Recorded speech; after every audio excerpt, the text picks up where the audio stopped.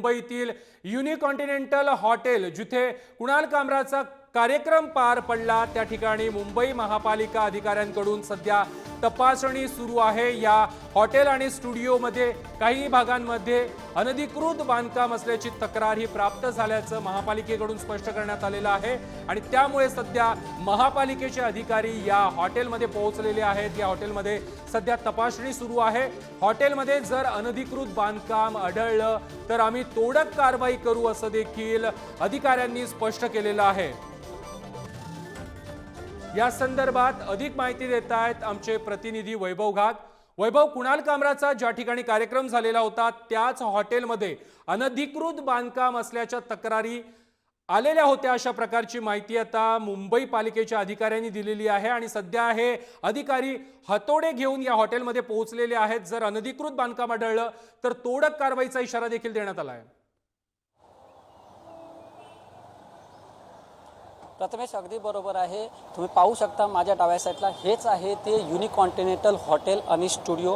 याच हॉटेलमध्ये जो कुणाल कामरान यांचा कार्यक्रम झाला होता आणि या कार्यक्रमात त्यांनी एकनाथ शिंदे यांच्यावरती नाव न घेता त्या गाण्यामध्ये त्यांनी टीका केली होती आणि त्याच अनुषंगाने याच हॉटेलमध्ये जे शिवसैनिक होते ते शिवसैनिक येऊन त्यांनी तोडफोड केली होती आणि आज मात्र महानगरपालिकेचे जे अधिकारी आहेत ते या हॉटेलमध्ये आलेले आहेत आणि ते पाहणी करतात या हॉटेलमध्ये कुठे अनधिकृत बांधकाम आहे का। मोठ्या प्रमाणात अधिकारी जे मोठे अधिकारी या हॉटेलमध्ये आलेले आहेत, त्याचबरोबर जे हातोडा वगैरे सगळ्या तयारीशी इथं आलेले आहेत। तिथं पोलीस फौजफाटा सुद्धा तैनात आहे आणि अधिकारी आतमध्ये जाऊन चेकिंग सुरू आहे अशी माहिती मिळते। काय आतमध्ये कारवाई सुद्धा सुरू झालेली आहे।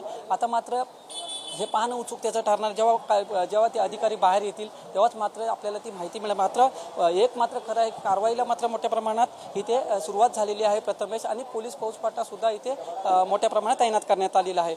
आणि आता ज्या प्रकारे कुणालनी ज्या प्रकारे जे गाणं गायलं होतं ते अतिशय टीका करणारं गाणं होतं आणि ते शिवसैनिकांच्या जिव्हारी लागलं होतं। त्याचबरोबर कुणाल याच्यावरती गुन्हा दाखल खार पोलीस स्टेशनमध्ये करण्यात आला आहे आणि ज्या लोकांनी तोडफोड केली होती त्या कार्यकर्त्यांवरती सुद्धा गुन्हे दाखल करण्यात आलेले आहेत। प्रथमेश, आता मात्र हे पाहणं उत्सुकतेचं ठरणार आहे। जेव्हा हे अधिकारी बाहेर येतील तेव्हा मात्र त्या आपल्यासमोर प्रसार माध्यमांसमोर या संदर्भात माहिती देतील। प्रथमेश, नक्कीच वैभव, धन्यवाद तुम्ही दिलेल्या माहिती संदर्भात आणि घेतलेल्या आढाव्या संदर्भात।